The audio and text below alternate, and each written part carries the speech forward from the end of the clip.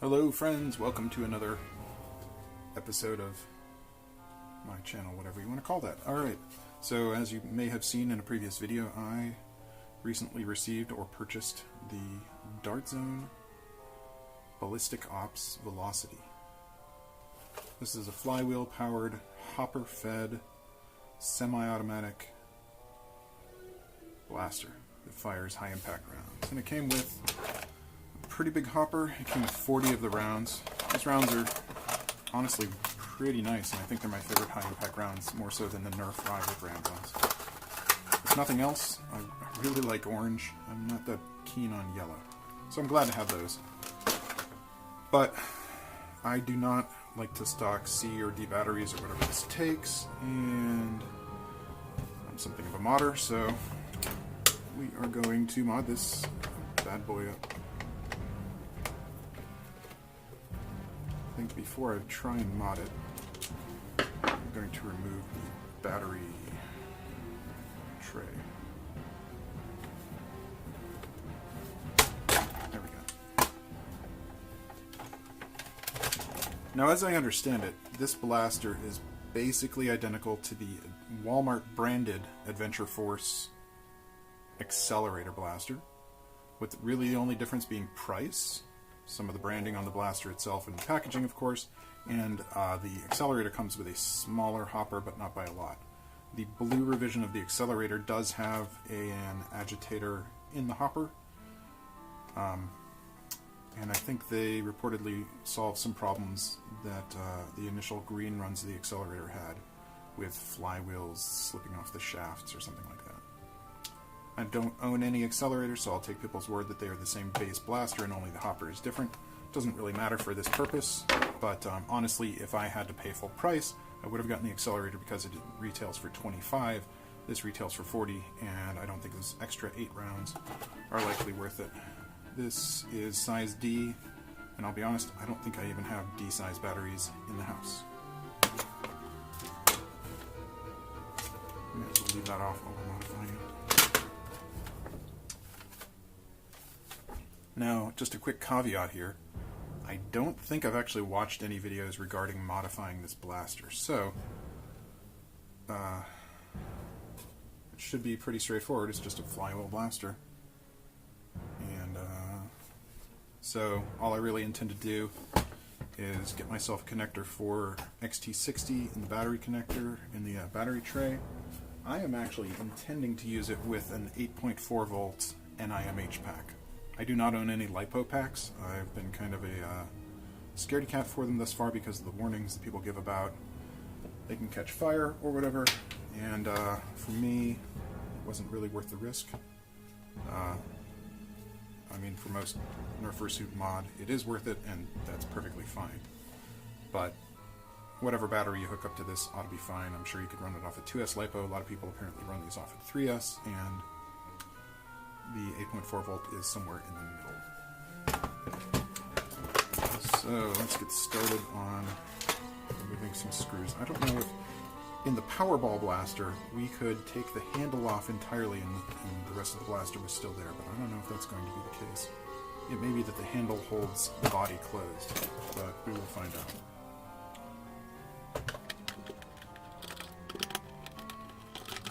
Before I get started too far, let it be said that I don't really care too much about these color panels.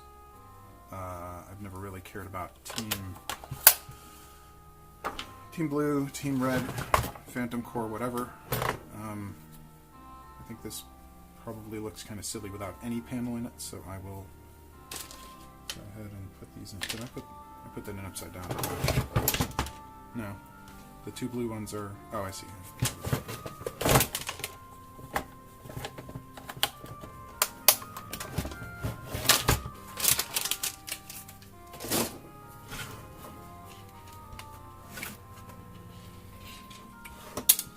I do not know if all of the screws of this blaster are the same size, so I'll have to keep close track of that.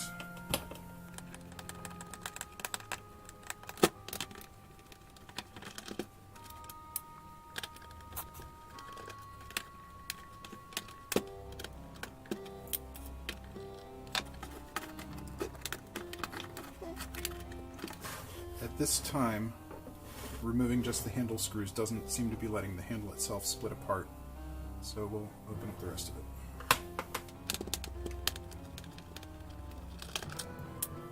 So far, all of the screws are the same size.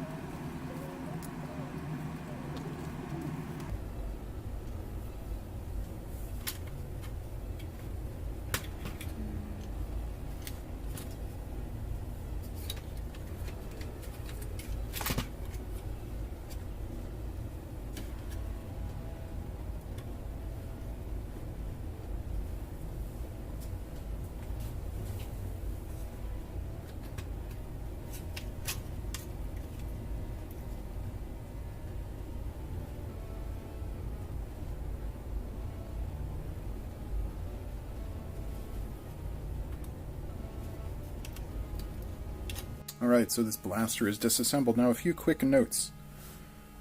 There was one screw right here on the interior of the blaster, which means that I could not simply unscrew the handle and take that off separate from the body of the blaster.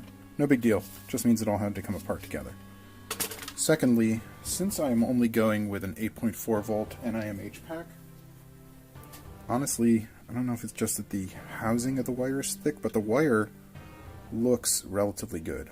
I may just reuse this wire. Now, obviously I'll be removing these springs. I have read that the springs are one of the highest sources of resistance that you'll find. In addition to that, technically I'm looking at this.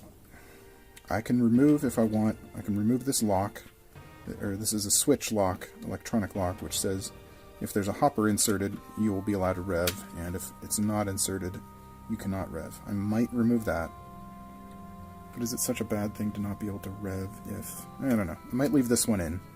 But additionally, this one, this switch underneath the hopper agitator, I think that this switch basically says if this jam door is open, do not allow to rev. I don't really care about revving. I'll probably remove that electronic switch lock. All of the screws that I've removed do appear to be exactly the same size, which is great.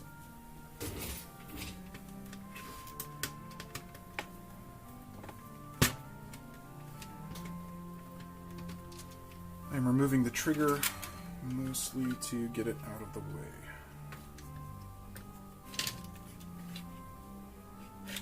Scratch that, I'm not removing it, but I am moving it. This trigger screw is unique, and so I'm putting it back where it goes to make sure I don't lose it or confuse it. There's basically a lock that says you can't pull the trigger unless you're revving. I might remove this lock. I don't mind the functionality that it serves, but this is going to be a pain in the butt to put back in, and I accidentally had it come out. So we'll see how that goes. Maybe it'll...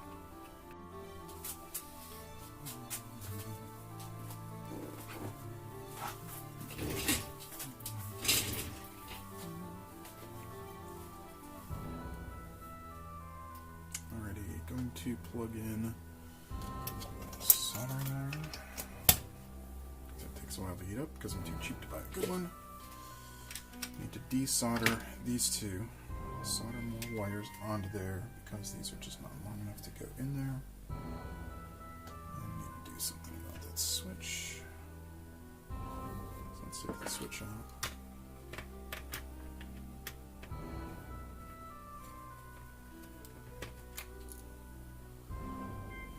Alright, this is a different size screw, so I have to keep it separate. Keep track of whatever.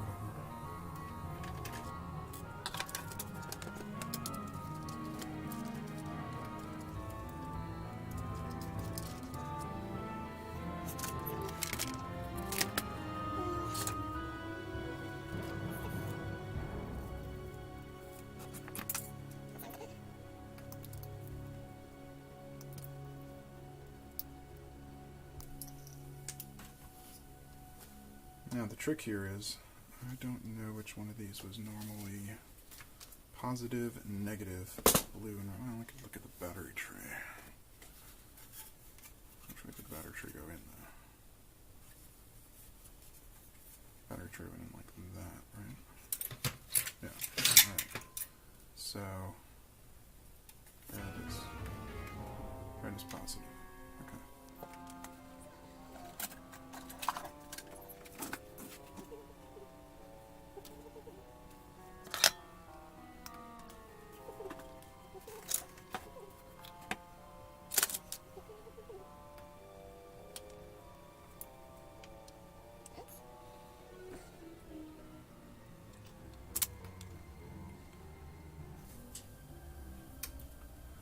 All I'm doing right now is stripping the ends of this wire while I wait for the soldering iron to heat up.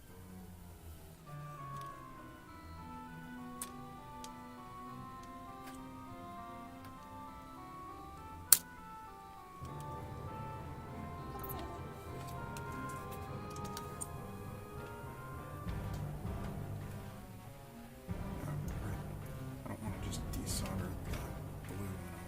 I want to desolder the, what is that, a resistor or something like that? This one, the red one. Okay. So, it fell right off.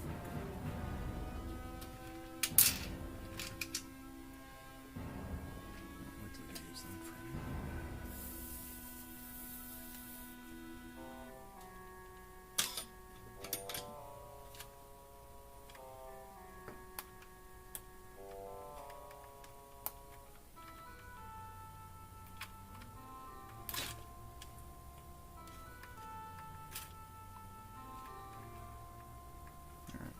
I was able to strip off that heat shrink with my fingers, and that desolders easily.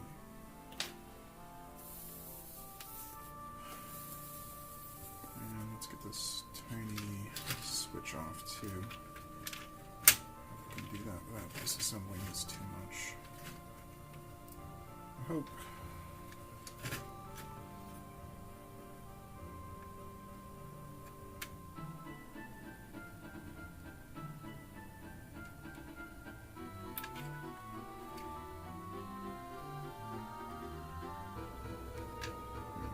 Switch is off.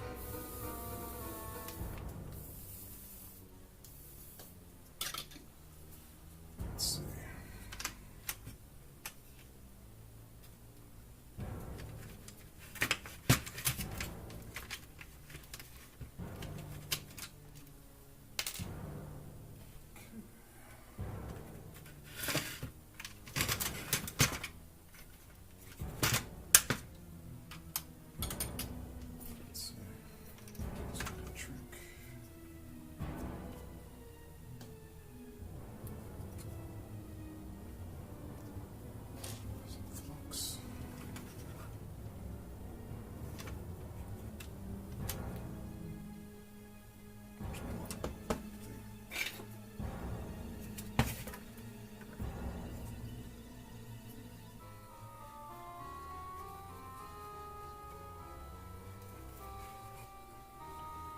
This is not the best helping hands. I'm going to go out on a limb and say I don't recommend this kind. Kind of a nice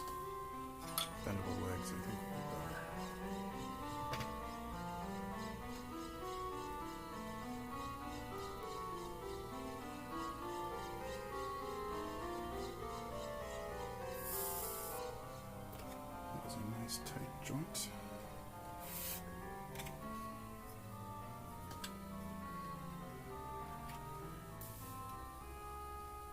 Yeah, this is super simple.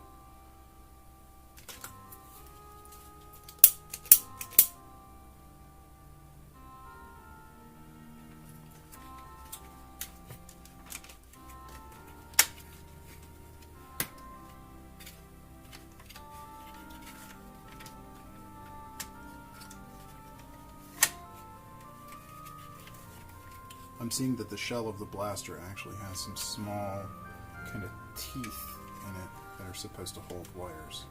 It's a nice little design element. It will help to some degree for the wiring to stay out of the way.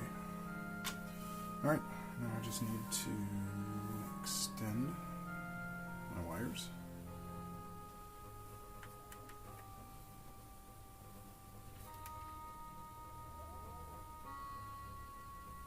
I don't know if you folks at home or wherever you are can hear, but my cat has decided to say hello.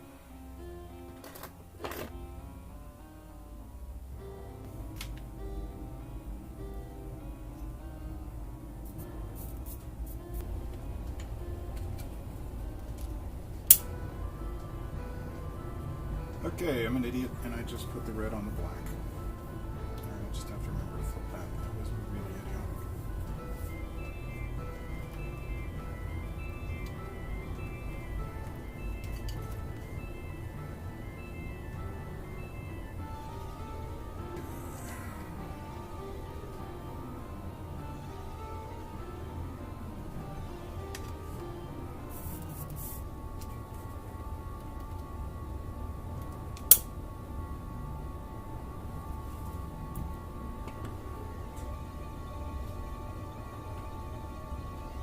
It's a pretty stupid way to do this, and I don't recommend it.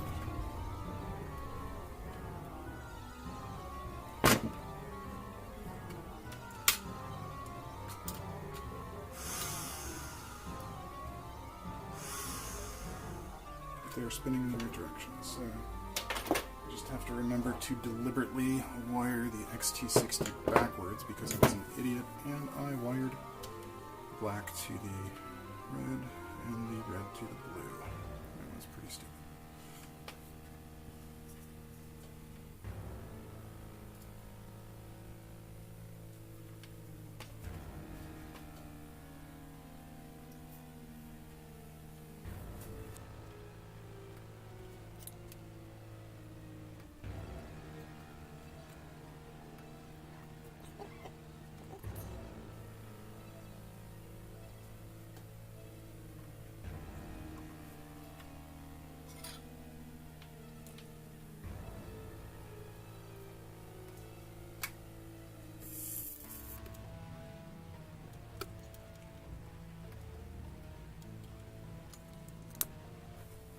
Alright, so technically I tested this before, but the real moment of truth for me is I plug it in, make sure everything spins correctly.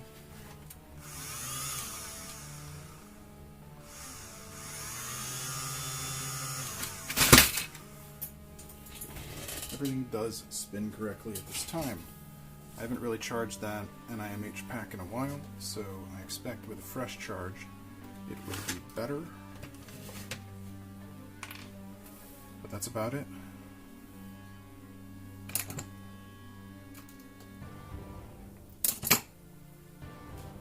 So to summarize, all I really did, I took out the switch that, or the lock, that the jam door interacts with.